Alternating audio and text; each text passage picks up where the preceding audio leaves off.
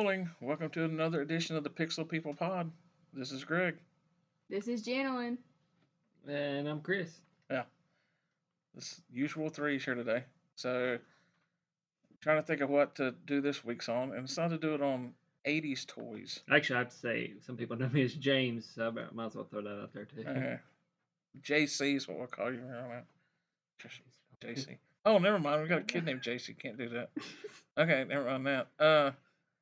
So this is just gonna be on a few of the toys of the 80s. Since we was thinking this could go for hours, this will be like toys of the 80s part one. And it's not just toys; it's collectibles, and there's a couple dolls on my list. I say I have one, two, three, four, like 8 or 9 items on this list, and we're gonna run them off, and then I'm gonna ask Janalyn if she's ever seen these or knows anything about them, or has even played with them. So the first one that is on my list came from Coleco in 1982. And I know she knows this because we have one 20 feet from us right now. I'm looking at it.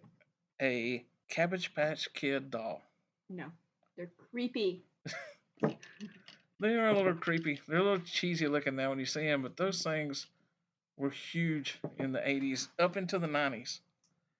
Because I started working at Rose's in 1990, and I think it was I started in May, and I remember it was either my first Thanksgiving I had to work there in 1990 or 91.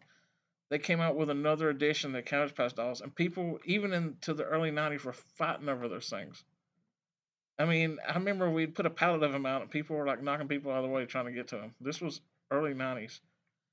And For now, that? yeah, and I should research and figure out why, because thinking back on it now, I mean, these came out in 82, and I know it's probably around the mid 80s when they were at their zenith, their biggest point, but I had to look up and figure out, I'll bring it up on the next podcast, why they were still kind of popular in 90 or 91. Because I'm a guy, so that wasn't my thing, but, the girls and everybody, and the big thing about Cabbage Patch dolls, as you know if you've ever had one, I guess, is they came with a birth certificate and a certificate of adoption. Like a Build-A-Bear? Yeah. Build-A-Bear just kind of ripped them off, I guess. Yeah, Well, except they're it's a better. bear. But yeah, and I don't even know. I couldn't really figure out. Maybe someone can tell us on the Facebook page. Did they come with a name already picked out, or did you name them? I don't know. I know they came with that birth certificate, but I don't know if it was like, oh, I want a Becky, and you had to dig through looking for a Becky or something like that. So Should have came with a death certificate. That thing's fat. yeah. Yeah, we have one with red hair and a sunflower doll dress. Sorry. So yeah, down here in the Pixel Underground. So yeah, they were a little creepy. I'll give you that. But at the time, they were the coolest little thing. Yeah. I'll tell you something creepier than that. And this isn't on my list, and I'm not going to talk about this much. This will be on the next podcast we do on 80s toys and stuff. A Teddy Ruxpin doll was way creepier than a Cabbage Patch doll. Teddy Ruxpin teddy bear, you put a cassette tape in its back. It had a cassette player built into it, and when you played the tape, its mouth moved and it talked to you, and it looked very creepy. Very yeah, creepy. It sounds very creepy. Yeah. I'll have to show like you that. video and pictures of one of those things later. But my cousin Wesley had one of those when I was a kid, and it used to crack me up watching that. You had to press play, and your poor little Teddy Ruxpin wouldn't talk to you if you didn't have any AA batteries. Which is something that I wish I'd bought stock in the 70s if I was an adult then, on C and D batteries, because everything ran on these huge batteries in the 80s. If you had a boombox radio, it ran on like 10 D batteries, and you might get 2 days worth out of them before they'd be dead, and you have to go spend $20 on batteries again. Now everything's AA and AAA. Which is a lot better. Yeah, or lithium a batteries. Lot easier. Yeah, lithium lasts forever.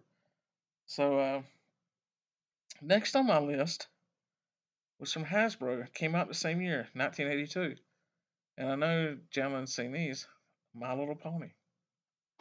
Ew. We have one of those right over here sitting on the shelf of My Little Pony. Do you know what I used to like it, but yeah, but it came out in '82. They got their start, and much like all the toys of the day back then, they got big because they had a cartoon that accompanied them. Mm-hmm. So He-Man that came out was big because they had a cartoon. Everybody had to buy the dolls and stuff. So My Little Pony, I'm pretty sure, was probably created just to sell dolls off the cartoon, but the little ponies. Probably. But you know what guys that are into My Little Pony are called? What? Bronies. Look that up, Chris. No, I will not. okay. I'm talking to the mic when you talk. You know. You're doing all the talking. Well, I can't get anything in. Well, when you I'm covering do, till you talk to talk. the mic. Yeah, well, I was going to ask something about the dolls. Did they Okay. make dolls with every hair color, or was it just certain ones? No, there were all kinds of variations of those. You talking about the Cabbage Patch dolls? All of them. I don't. I mean, I know Cabbage Patch dolls had different colored hair and all that stuff. I don't know about other dolls. I mean, but I'm pretty sure. Yeah. I mean, they have to. Barbies had all different colors. Everything came from Barbie. So I mean, anybody that's putting on a doll in the early '80s that was going to look at whatever Barbie's doing and probably try to copy some of it. I'm sure that was like the gold standard of doll back then. And action figures, it wasn't called that then; it was called dolls. But Well, I didn't have dolls, but I had the little robots, that would talk. I don't know what you call those. You know what I'm talking about? Like you put batteries in them, and then they'd light up, and then they would. Sometimes they move around, or sometimes they just light up and say something. that was '90s. And I didn't know what they were. Oh, come on, those gotta be '80s. I don't know. So maybe certain ones. We'll I bet you research them, and on our next pod, you can come in and prove me wrong on that one. So, because I don't remember. See, and I didn't think about putting it on the list for today, so I'm not going to talk a whole lot on it. But me and my brother both, we had 4 or 5 each of these. The greatest toys for boys, like 10-year-old boys, were stompers. And they were little, you put like one AA battery in it, and they were little trucks, and they had like jacked up tires on them. And you turn them on and like drive them over pillows or play with them, and they were cool. It sounds fun, but it was fun. It sounds weird too. For a kid back then, a little battery powered car that you just drive over stuff and with jacked up tires is the coolest thing in the world. Stompers were awesome. And I've been looking for one every time we go to antique stores, but I'm pretty sure most of them got all smashed up. And if I'm going to get a stomper now, I'm going to have to find one on eBay and probably pay a lot of money for it. But which I will do at one point because that was a big part of my childhood, stompers. So, Chris, have you ever played Jenga? Yes, you have. Yeah, I played Jenga before. Yeah, Jenga. Well, it came out in 1982, same year that My Little Pony and Cabbage Patch doll came out. I probably played it less than a handful of times. Yeah, but Jenga was like a little tabletop game, and now like people have gigantic Jengas for your backyard and all that stuff. It's really fun. Yeah, Jenga's held up. People still play. Jenga probably sells a lot of units every year, even to this day. Whereas Cabbage Patch dolls sort of dropped off. My Little Pony's bigger now than it's ever been. I mean, it's a whole subculture of pony people. I don't know what they're called, but besides bronies or brawnies, yeah. LeBron's son probably plays with My Little Ponies. Brawny has a brawny. So, now the next thing I came up with came out in 1987, and I happen to have a working one right here in front of me. Anyone guess what that is? It's called a Simon. And I happen to have a working one right here because this was Janalyn and Jess's working Simon. This isn't an original. This is one that's came out in like the last 10 years. Did it die or just turn off? It turned off. Okay. But that is a toy that you would think with the computers and how everything is now would have been dead and gone, but it's still around. You can still see them in toy stores as classic toys, and they're fun to play. I play it every now and then. I can sit down there and tax my brain trying to follow the color, and it's fun. I didn't have one as a kid. My game back then was a Magic Merlin that came out in the late '70s. It had like 9 or 10 games on it, and it was. I've looked for one of those too, but they're very expensive, and finding one that works is kind of hard to find. But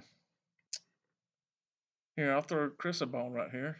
In 1987, a chain of toys came out based on a comic book. That'd be your Ninja Turtles. Yes, Chris, the biggest Teenage Mutant Ninja Turtle fan alive. No, I wouldn't say that, You're but not now, but you I love. mean, when I was a kid, it was Turtles and Power Rangers, and that was about it. And then you had the movies and stuff like that. But the one toy I remember from the Ninja Turtles is the Turtle Van. Does it have a name? I don't know. The only Ninja Turtle thing, because that came out in '87, I was in high school then. I was kind of over that, but I do. I finally watched the first movie a couple years ago, and it was pretty fun. The rat cracked me up. The Oh, what's Splinter? the Splinter? Yeah, Master Splinter, the man. the rat doing karate moves and like Mr. Miyagi stuff just killed me. Oh yeah, man. It was hilarious, but it was a good movie. I actually enjoyed it. I mean, and Michelangelo was my dude. He was my Why turtle though? What because he made was the him? goofy one. Oh really? Raphael's too serious. Leonardo's and Donatello like more of the dorky ones. I liked being goofy as a kid, so that's why I guess Yeah.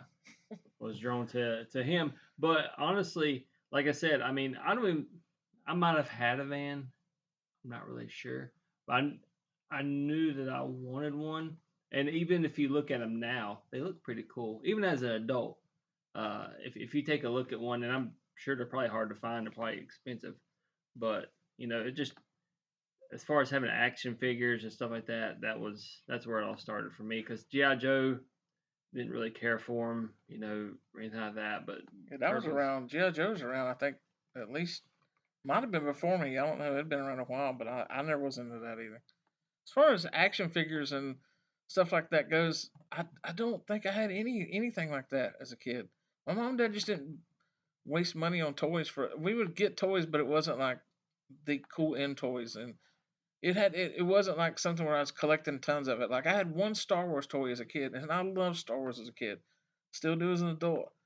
I mean, Star Wars was life for me even as a kid, but I only had one Star Wars toy, and my friend Paul gave it to me for Christmas, and like right after Return of the Jedi came out, I had that one toy, and I can't remember his name now, but I told my buddy Doug, who has multiple of every Star Wars toy ever put out, that I want to buy one of those off of him just to have that one.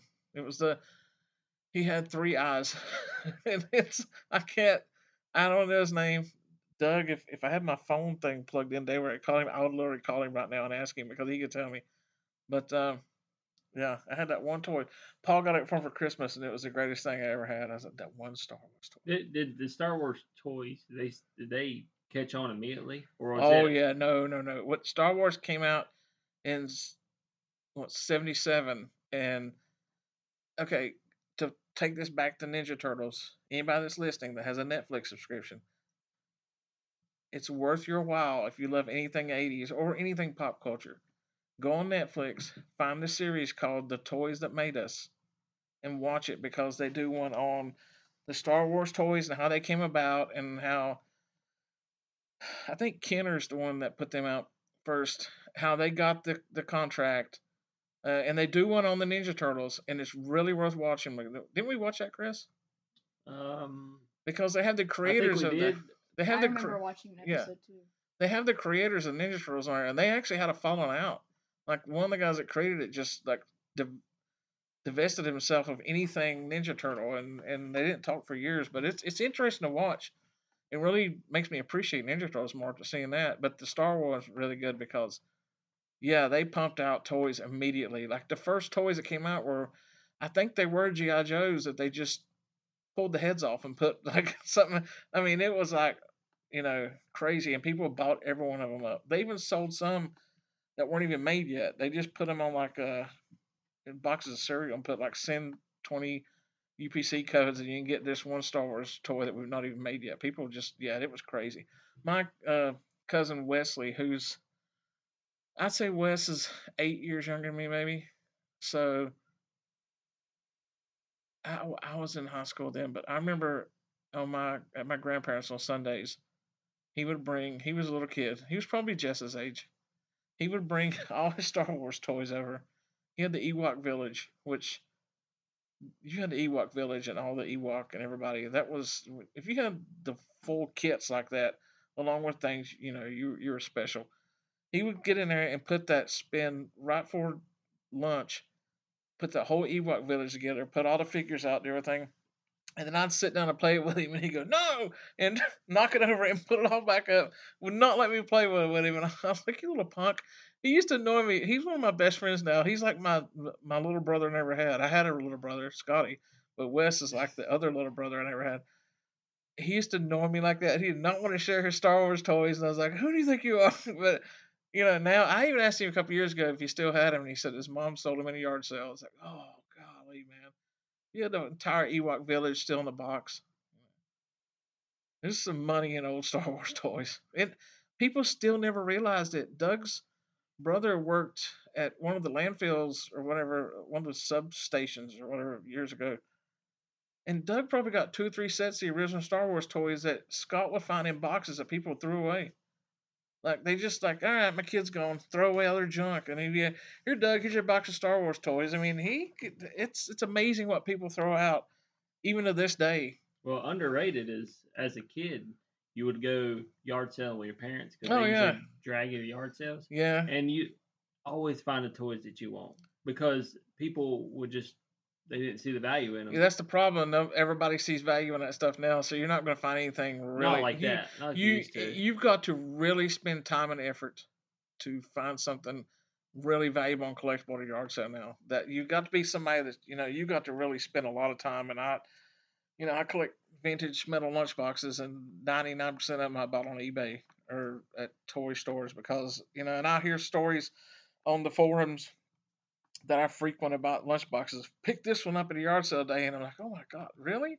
You know, I mean, that's 1 in a million chance that yeah, you're gonna yeah. find something that's really But good. I'm never gonna find anything like that. But see, like the toys today though, they're like disposable. Yeah, they I are. mean, They're there's garbage. no like value to them. They're cheaply made. There's really no thought behind them. But back then, like Star Wars, how many different figurines did they come out with? Oh yeah. Like in different variations of each one. Turtles, all throughout the '90s. I remember going to yard sales.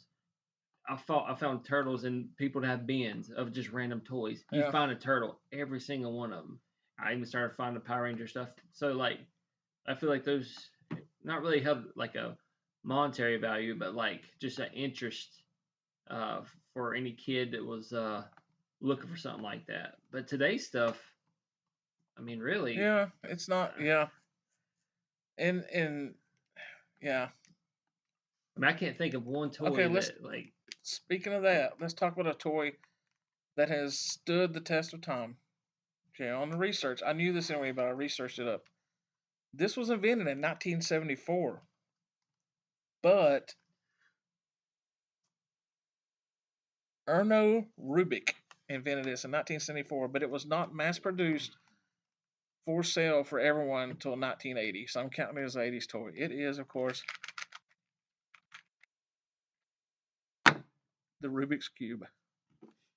I don't know anybody my age in the 80s that did not own at least one Rubik's Cube. Not only did I have a Rubik's Cube, I remember buying, they even made them on little keychains, working ones on little keychains, and I had a little keychain with Rubik's Cube on it. It was just, that little cube that I'm holding in my hand right now was the coolest thing. And I knew people that could, like, solve them.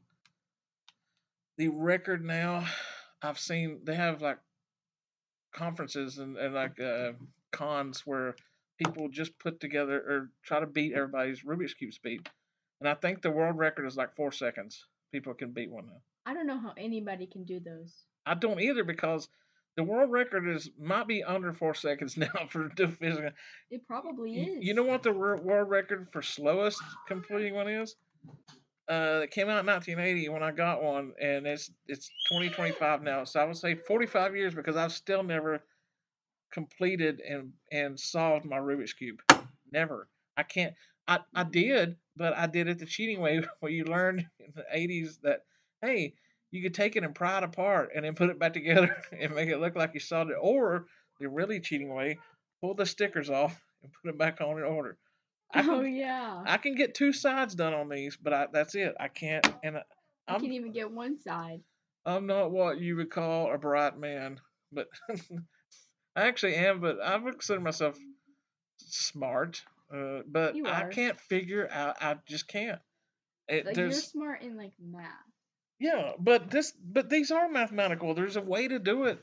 I just can't figure. I think my problem is I don't have the patience to sit Oh yeah, down and me learn either. the right way to do it. And I give up as soon as I mess something up. I'm just like, no, I'm not gonna get it. So I Yeah, just drop it and leave. but and it's funny because I bought this one I currently have. I bought it like I know over 10 years ago, and I took it out of the box and had it on display in the house, and I never played it more than like 3 or 4 turns, so I could always have it like solved. On display, it was solved, Mm-hmm. and then I become Greg and Jessa one day takes it like 2 or 3 years ago when she's like 4 years old and twists it all around.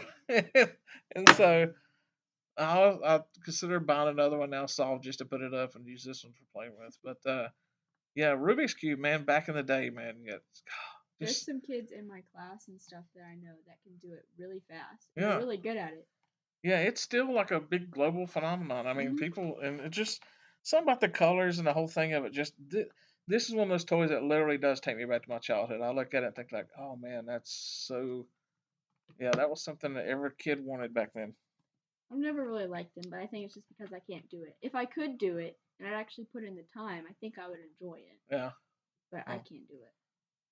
well, we lost Chris for a little bit, but me and Janalyn, we've been pulling all the heavy weight today anyway. So I had the next one is one that's near and dear to Janalyn's heart because she had one of these, even though it wasn't an '80s one. 1985, the Power Wheels came out. I miss mine so much. So Janalyn is 14, so you would have had yours in early two. Yours is probably an early eh, 2012 or 13 model probably. Probably, yeah. Because I had it when I was like Tell everyone, 3, 4, tell 5. everyone what yours was. It was a Volkswagen. Yes, a Volkswagen Bug. Yeah, it was so cute. It was white. I love that thing. Well, I never had that because obviously by '85 I was on the verge of getting my own car. Yeah, But whatever. I remember when those came out, and my history with Power Wheels is a funny one because when I started working at Rose's in 1990, right outside of high school, I took on the job as claims person where I handled the damaged and returned merchandise. So I had an office in the back. I worked part time. Anything was brought back that was broke or didn't work came to me, and my job was to fill out the paperwork, ship it back to the company, or ship it to our warehouse, who would compile them and ship them back. You had different codes. You had codes 1 through 9. Like code 1 was like fill out the claim paperwork, fill it out, box it up, ship it back to the company, and then they'll give us a return on it. Claim 9 code was destroy it. And Power Wheels, I, I I really think that they weren't badly made back in the early '90s. I think that people did not read the instructions because people were morons. If you ever got one Yeah. of those things, the first thing it said was charge it fully before using. They had a little charge on a battery, but people would buy one of those for their kids on for Christmas Day. They would open it up, put the wheels on or whatever, and they start driving it with a battery that only had like 30% charge on it. It would die 10 minutes in. They'd be like, this thing's broken and bring it back. It wasn't broken, they just didn't read the instructions and charge it. But guess what? Roses was, we were at that point, we were trying to save our butts from Walmart. So it's like, oh yeah, we'll take it back. Here's you another one, blah, blah, blah. So if I read in the handbook for the company that made Power Wheels, it said strip the wiring harness and batteries out of it, ship the battery and wiring harness back, and destroy the car. They would Because just destroy the car? yes, because you couldn't ship that whole thing back, so they were just like, just send us the batteries and wiring harness out of it to show that you did actually have one that you gave money back for, and we'll refund your money off that wiring harness. Okay, that makes sense. But my part timers that work back there in the warehouse for me, that I would take stuff back and say, all right, this one's got to be destroyed. They took great glee whenever I brought a power wheel back there because they had these steel rods, steel rods, and they would take those things out back and smash those power wheels into a million pieces. I would go back there and there'd be Yeah, like that a would be pile of. fun. I mean, they love destroying power wheels, and whenever I think of power wheels now, I just see mounds of plastic where it's been smashed in a million pieces. Which, I mean, I get they don't want them shipped back, but it just seemed like such a waste. Yeah. You know, but especially knowing there really probably wasn't anything wrong with it. People just didn't read the instructions. Hmm. But those things have held on. That's another one that's lasted because kids still want a Power Wheel. Every time that I go like in Walmart or something and I see them like lined up, Yeah. and there's always those big bulky ones and those Jeeps and stuff.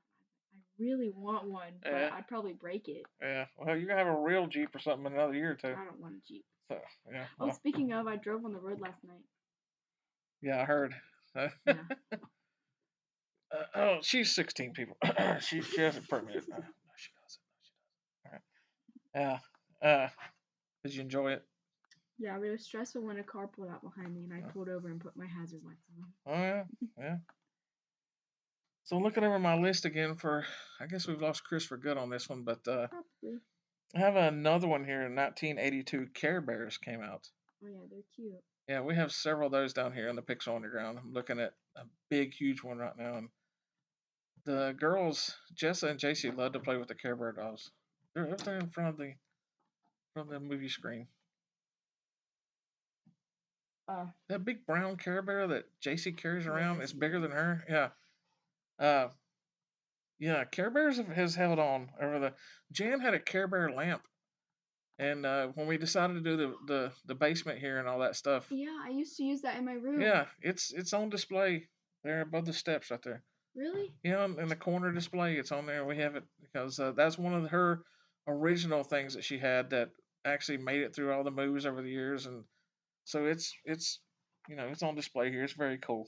So it's one of the OG toys that we can call. We do buy stuff when we're in we go into antique stores, and so I do find a lot of stuff that's actual 80s, but there is some reproduction stuff in here. But again, I need to post some more pictures. If you look at the Pixel Underground uh, page on Facebook, I'll post some more pictures of all the collectibles we have down here. But should have the pixelunderground.com podcast up by the end of the week.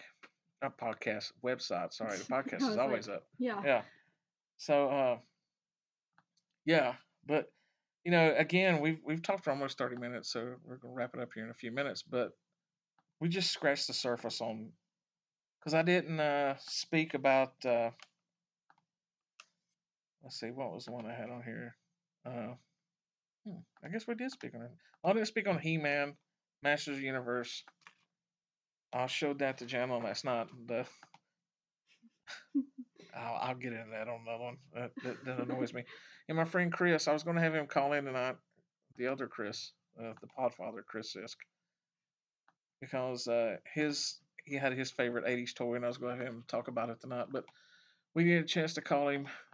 We did this too early, and he doesn't get off work, I don't think, till about the time we started. So, but the next time we do one of these with this topic, I want to have him call in or be here live because the toy that he said was his favorite was one that I had too, and it was a favorite. And now I think about it, and I was like, it's kind of a boring toy, but back then it was a cool toy to have.